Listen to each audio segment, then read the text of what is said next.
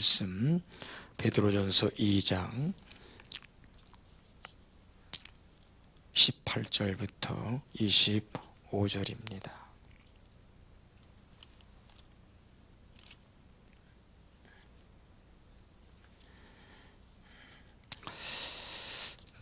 찾으셨으면 같이 봉독하시겠습니다. 사환들아, 범사에 두려움으로 주인들에게 순종하되 선하고 관용하는 자들에게만 아니라 또한 까다로운 자들에게도 그리하라. 부당하게 고난을 받아도 하나님을 생각함으로 슬픔을 참으면 이는 아름다우나 죄가 있어 매를 맞고 참으면 무슨 칭찬이 있으리요. 그러나 선을 행함으로 고난을 받고 참으면 이는 하나님 앞에 아름다우니라. 이를 위하여 너희가 부르심을 받았으니 그리스도도 너희를 위하여 고난을 받으사 너희에게 본을 끼쳐 그 자취를 따라오게 하려 하셨느니라. 그는 죄를 범하지 아니하시고 그 입에 거짓도 없으시며 욕을 당하시되 맞대어 욕하지 아니하시고 고난을 받으시되 위협하지 아니하시고 오직 공의로 심판하시는 이에게 부탁하시며 친히 나무에 달려 그 몸으로 우리 죄를 담당하셨으니 이는 우리로 죄에 대하여 죽고 의에 대하여 살게 하려 하심이라. 그가 채찍에 맞음으로 너희는 나음을 얻었나니 너희가 전에는 양과 같이 길을 잃었더니 이제는 너희 영혼의 목자와 감독하신 되신 이에게 돌아왔느니라. 아멘. 오늘 말씀의 제목은 21절에 이를 위하여 너희가 부르심을 받았으니 그리스도도 너희를 위하여 고난을 받으사 너희에게 본을 끼쳐 그 자취를 따라오게 하려 하셨느니라. 이 말씀을 중심해서 고난 속에서 예수님 따라가기, 그렇게 말씀의 제목을 생각해 봤습니다. 프레드릭 롤만이라고 하는 선교사가 있었습니다. 이분은 아프리카 지역에 가서, 북아프리카 지역에 가서 복음을 전하는 선교사로 일을 하게 됐습니다. 그런데 북아프리카, 아프리카 전역에 기독교를 핍박하는, 박해하는 그러한 일이 생겨서 이 롤란이라고 하는 선교사는 사람들에게 쫓겨서 도망을 치게 됩니다. 막 도망을 가다가 어떤 언덕으로 도망을 가서 피할 곳을 찾아봅니다. 근데 어디로 갈 곳이 없어요. 그런데 조그만 동굴이 하나 보였어요. 그래서 그 동굴 안으로 들어갑니다. 그 안에 들어가서 그는 자기의 처지를 생각하면서 하나님 앞에 참 다급한 심령으로 기도합니다. 하나님, 이게 끝입니까? 제가 여기서 이렇게 죽어야 됩니까? 하면서 절박한 마음을 가지고 하나님 앞에 기도하기를 시작합니다. 한참을 간절히 하나님 앞에 기도하게 됐는데 갑자기 그때 거미 한 마리가 나타나더니 이 선교사가 들어있는 굴 앞 입구에 거미줄을 치기를 시작합니다. 그 거미는 거미줄을 다 쳐버렸어요. 근데 조금 있다가 롤만을 잡는 그 사람들이 쫓아왔어요. 그 굴 앞에 다다랐습니다. 굴을 가만히 그 사람들이 들여다보더니 그 거미줄이 딱 쳐 있는 거예요. 그런데 사람의 손을 단 흔적이 하나도 없이 거미줄이 온전하게 이렇게 쳐져 있는 거예요. 그래서 그 사람들은 여긴 사람이 들어갔을 리가 없겠구나 생각하고 가버렸습니다. 한참 뒤에 이 선교사가 밖으로 나와서 이런 말을 합니다. 하나님이 계신 곳에는 거미줄도 벽과 같고 하나님이 계시지 않는 곳에는 벽도 거미줄과 같다. 하나님께서는 우리를 구원하셔서 하나님의 자녀가 되게 하신 후에 많은 약속들을 하십니다. 그런데 하나님께서는 우리들에게 하나님의 자녀들이, 하나님의 백성들이 어떤 문제도 않게 될 것이라고 하는, 하나님의 자녀가 되면은 문제가 하나도 없이 날마다 복되고 좋은 일만 생길 것이라고 하는 그런 약속은 전혀 하지 않으셨습니다. 하나님의 자녀가 되면은 어려운 일을 만나지 않을 것이다, 그런 생각을 해서는 안 됩니다.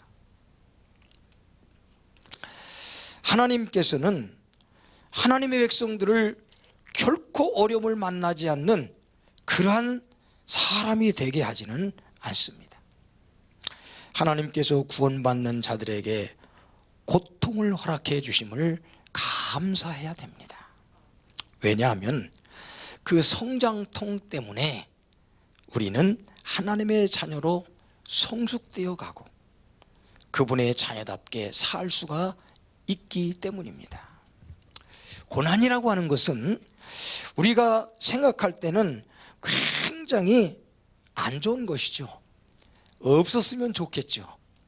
그러나 구원받은 우리들에게 고난이라고 하는 것은 굉장히 중요하다고 하는 겁니다. 하나님의 사랑과 주권을 믿으시기 바랍니다.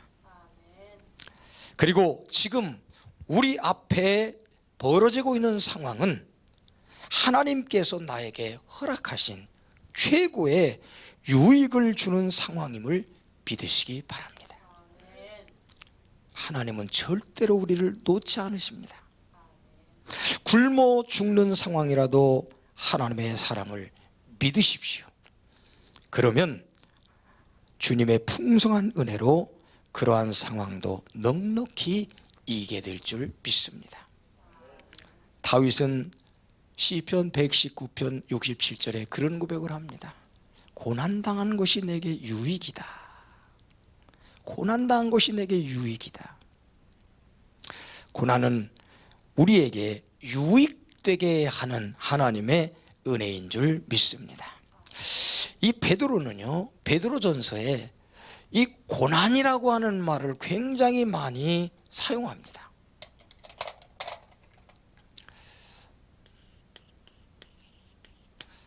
반면에 또 어떤 말을 많이 쓰냐면 은혜라고 하는 말을 많이 써요.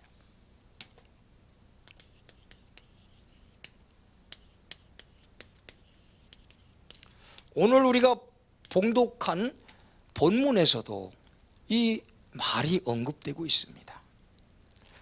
자, 19절을 보면은 부당하게 고난을 받아도 하나님을 생각함으로 슬픔을 참으면 이는 아름답다. 죄가 있어 매를 맺고 참으면 무슨 칭찬이 있으리요. 그러나 선을 행함으로 고난을 받고 참으면 이는 하나님 앞에 아름다우니라. 그렇게 얘기합니다. 여기 고난을 당하는데 하나님을 생각하고 참으면 아름답다, 그렇게 얘기를 합니다. 그 아름답다라고 하는 말이 바로 은혜라고 하는 말입니다. 자, 오늘 베드로는 고난에 대해서 두 가지를 얘기합니다. 첫째는 당연한 고난,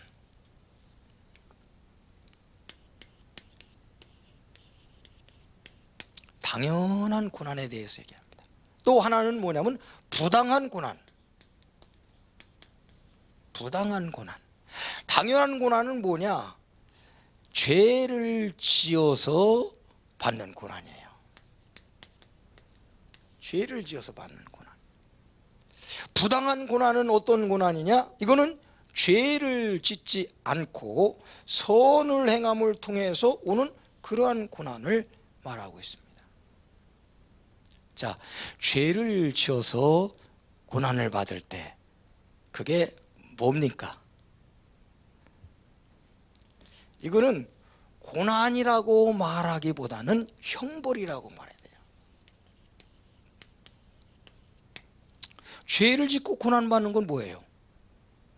형벌이에요. 벌 받는 거죠.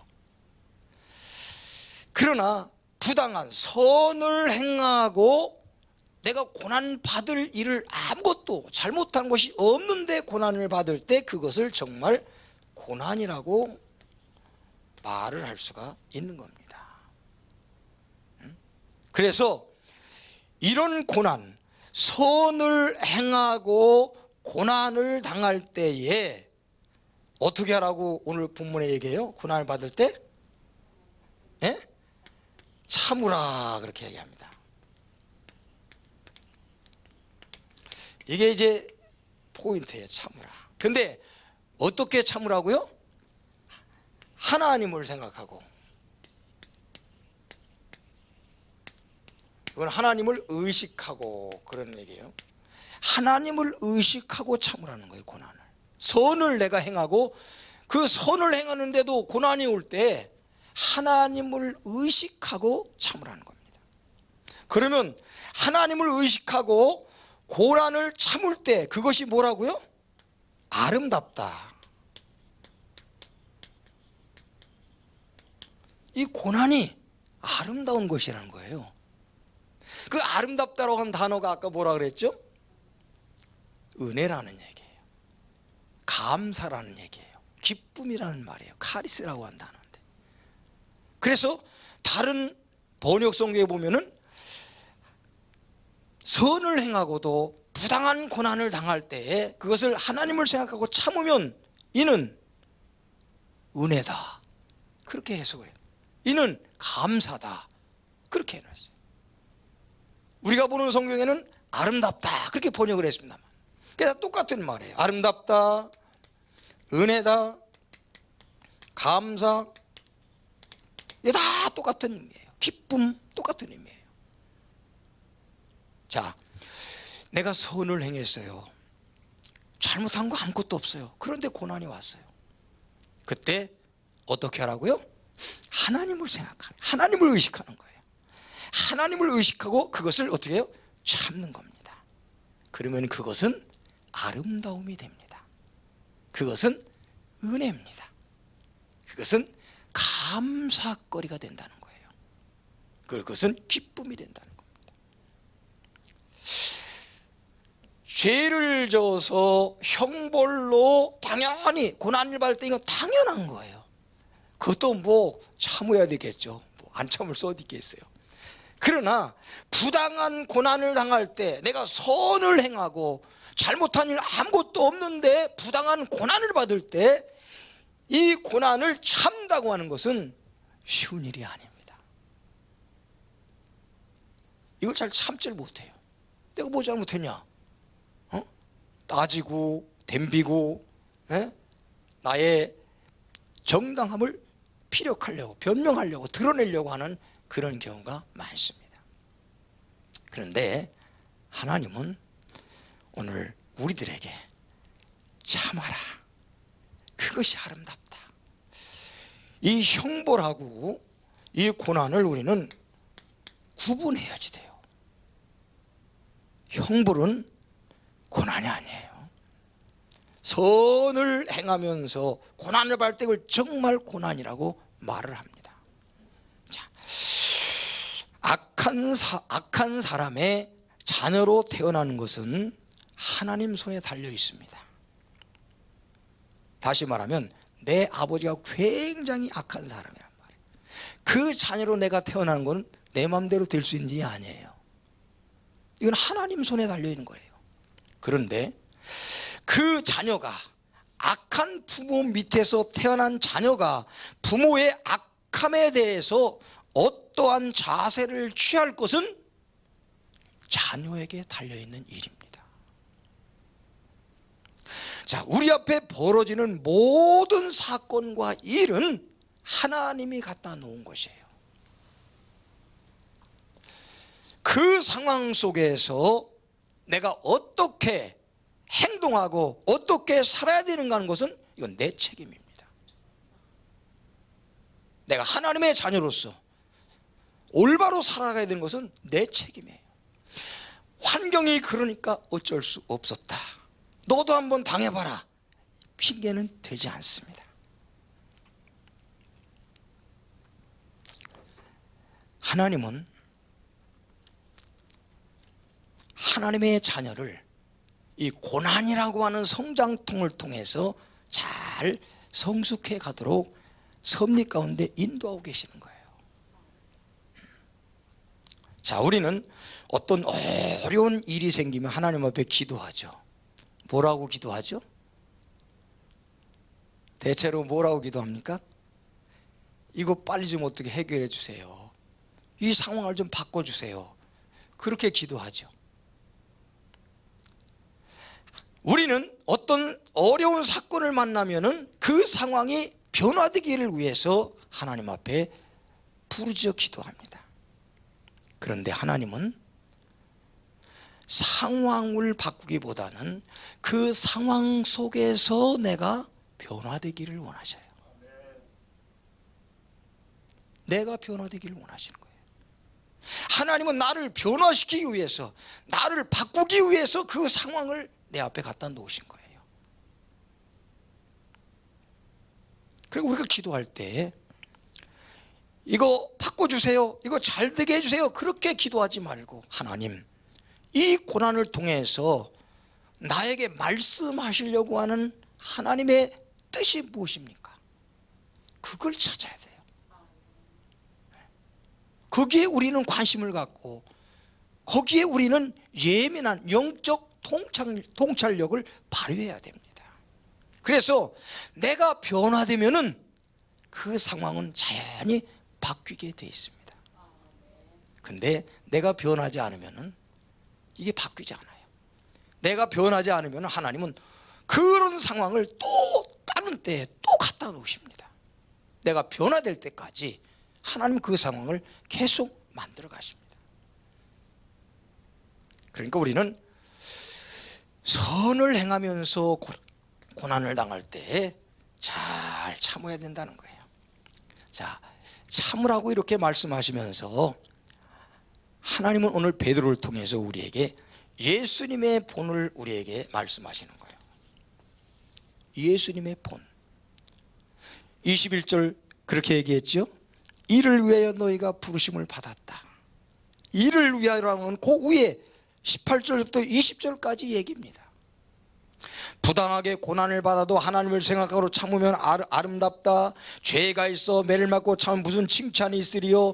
그러나 선을 행함으로 고난을 받고 참으면 이는 하나님 앞에 아름답다. 그러면서 이를 위하여 너희가 부르심을 받았다. 그렇게 얘기하는 거예요. 선을 행함을 통해서 우리가 고난받을 때에 그것을 위해서 부름받았다는 겁니다. 우리가. 그러면서 무슨 얘기를 합니까? 예수 그리스도께서도 너희를 위하여 고난을 받으사 너희에게 본을 끼쳐 그 자취를 따라오게 하셨다. 예수님이 본을 보여주셨다는 거예요. 이 본을, 이 선한 부당한 고난, 예수님이 부당한 고난 받은 것 우리가 잘 알잖아요. 예수님이 죄가 있어요? 없죠. 그 밑에 그 얘기를 합니다. 22절을 보십시다. 22절. 그는 범죄하지 아니하시고 입에 거짓도 없으셨다. 죄를 졌다는 거예요? 죄가 없으셔요. 죄가 없어요. 죄가 없고 거짓도 없고 그랬어요. 그런데 23절 보니까 뭘 먹어요? 욕을 먹었어요. 그리고 고난을 받으셨어요. 부당한 고난이죠. 근데 이런 고난 속에서 예수님은 어떻게 했을까요? 하나님을 생각하고 참으셨다는 거죠. 하나님을 생각하고. 자, 하나님을 생각하고 참았다. 하나님을 의식하고 참았다. 아까도 얘기했습니다. 이것은 무슨 의미냐면 그 고난을 내 앞에 가지고 내 앞에 갖다 놓으신 분이 하나님이시라는 거예요. 하나님이시니까 그 하나님을 기억하고 우리는 참아야 되는 거예요. 그래서 예수님은 그것을 우리에게 이제 세 가지를 얘기합니다. 첫째는 뭐냐? 욕을 당하되 어떻게 하셨다고요? 맞대어 욕하지 아니하시고 고난을 받으시되 위협하지 않았다. 다시 말하면 뭐예요? 사람들이 아무런 잘못이 없는데도 자기에게 막 고난을 갖다 줄 때에 예수님은 어떻게 했어요? 대항하지 않고 보복하지 않았다는 말이에요. 보복하지 않았다는 거예요. 욕을 먹을 때 예수님은 대신 맞대어 욕을 안 했다는 거예요. 그리고 고난받을 때 위협하지 않았다. 그 위협하지 않았다고 하는 것도 말을 통해서 예수님이, 우리는 그러잖아요. 어떤 사람이 나한테 막 어려움을 갖다 주면 너 두고 보자. 하나님이 너 가만두시나 내가 두고 보자. 뭐 이런 식으로 막 위협하는 그런 얘기를 하잖아요. 그걸 안 하셨다는 거예요. 하나님, 예수님은 베드로가 막 예수님 잡히실 때 이제 칼 들고 설치니까 뭐라 그랬어요? 내가 12영도 더 되는 군사를, 천사를 보내달라고 하면은 금방 와서 이거 싹 해결하신다, 하나님이. 그런데 하셔요, 안 하셔요? 안 하시잖아요. 이게 예수님의 고난 속에서 취하신 태도예요. 그 본을 우리에게 보여준 거예요. 그러니까 우리도 어떻게 해요? 그거 따라가야 된다는 거예요. 그러니까는 부당한 고난을 받을 때에 보복하지 말한다. 맞대어 대항하지 말라는 겁니다. 여러분 그렇게 살고 있죠? 누가 나한테 그냥 뭐 욕을 하든 말든. 그 다음에 23절 또 보면은 위협하지 아니하시고 그 다음에 뭐라 했어요? 오직 공의로 심판하신 이에게 부탁하셨다. 누구에게 부탁하셨어요? 하나님께 맡겼어요. 다 하나님께 다 맡겨놓은 거예요. 하나님께 맡겼어요. 그리고 어떻게 합니까? 24절에 보니까 친히 나무에 달려 그 몸으로 우리 죄를 담당하셨다. 하나님 뜻에 순종한 겁니다. 예수님께서 그렇게 욕먹으시는 것이 하나님이 하신 일이고 그게 하나님의 뜻이라는 겁니다. 예수님께서 십자가에 죽으시는 것이 하나님이 계획한 일이고 하나님이 예수님에게 주신 일이고 하나님의 뜻이라는 거죠. 거기에 묵묵히 순종하는 거예요. 애매히 고난당할 때 우리는 역시 하나님의 뜻임을 우리가 알고 거기에서 하나님이 내게 명하신 것이 무엇인가를 잘 분별해서 그걸 순종해 가면 돼요. 그것만 순종하는 거예요. 그렇게 됨을 통해서 예수님이 이렇게 하심을 통해서 어떤 역사가 나타나느냐. 24절 중반절부터 봅니다. 담당하셨으니 이는 우리로 죄에 대하여 죽고 의에 대하여 살게 하려 하심이라. 이것으로 인해서 예수님이 이렇게 부당한 고난이지만 하나님을 생각하고 참고 묵묵히 순종함을 통해서 하나님의 뜻에 순종함을 통해서 우리가 살아나는 이 놀라운 하나님의 계획이 성취된 것입니다. 여러분, 우리가 이런 고난을 당할 때 잘 참고 하나님을 생각하고 하나님의 뜻을 찾아 순종해서 참고 견뎌 나갈 때 우리를 통해서 이런 생명의 역사가 퍼져나가게 될 줄 믿습니다. 거기에 생명의 역사가 나타나는 거예요. 거기에 예수님의 생명의 역사가 나타나는 거예요. 예수님이 그렇게 사셨고 예수님이 그 본을 우리에게 보여주셨고 우리가 그 본을 따라 고난 속에서 예수님 같이 살아갈 때 예수님이 이뤄놓으신 그 생명의 역사가 내게 임한 것 같이 나를 통해서 다른 사람에게도 그 생명이 영향력을 미치게 된다는 겁니다. 이것을 위해서 우리를 하나님이 부르셨다는 거예요. 이것을 위해서 부르셨다는 거예요.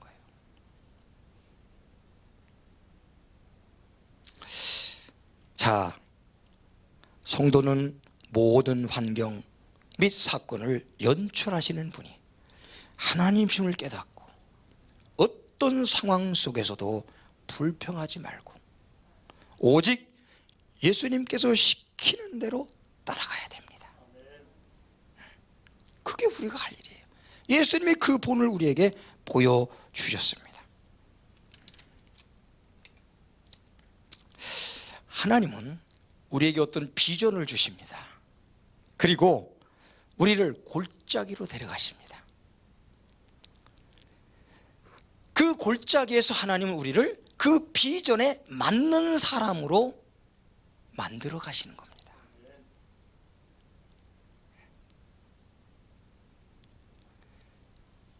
이 성도를 빚는 이 과정이 뭐냐? 역경과 고난입니다. 그러니까 고난당할 때 슬퍼하지 마십시오. 오히려 기뻐하십시오. 그리고 고난당할 때 원망하고 불평하고 짜증내지 마십시오. 그 고난을 통해서 성숙되시기 바랍니다. 성장하시기 바랍니다. 그 고난을 통해서 예수 그리스도를 드러내는 그러한 삶이 되시기를 주님의 이름으로 축원합니다. 불시험이 오면 일어나서 대처해야 됩니다. 만일 그 불시험이 나의 죽을 육체를 통해서 예수 그리스도의 생명을 드러낼 기회가 된다면 아무리 아픈 고통이라도 상관하지 말고 불평하지 말아야 됩니다. 그 불시험을 통해서 우리가 예수 그리스도를 드러낼 수 있는 그런 상황이라면 불평하지 말고 따지지 말고 묵묵히 하나님 앞에 순종하시기를 바랍니다. 주께서 어떠한 상황을 허락하시든지 영적인 담력을 가지고 그것을 대처할 준비를 해야 될 줄 믿습니다. 하나님이 나를 구원하신 목적은 뭐냐? 나를 통해서 내 안에 심어놓으신 예수 그리스도의 생명을 드러내기 위해서 그런 것이에요. 우리가 할 일은 예수님의 생명을 드러내는 거예요. 이 죽을 몸을 통해서, 이 죽을 육체를 통해서 예수님의 생명을 드러내는 것이 오늘 우리들이 해야 할 일입니다. 그리스도의 삶 속에서 고난은 필수적입니다. 불행히도 그것은 예라고밖에 말할 수 없습니다. 예수님이 몸소 그것을 본으로 세우셨기 때문입니다. 오늘 예수님이 보여주신 본, 부당한 고난을 당할 때, 내가 선을 행했는데도 내게 고난이 닥쳐올 때 예수님을, 하나님을 생각하고 잘 참으십시오. 보복하지 마십시오. 대항하지 마십시오. 하나님께 맡기십시오. 하나님이 무엇이게 처리할 줄 믿습니다.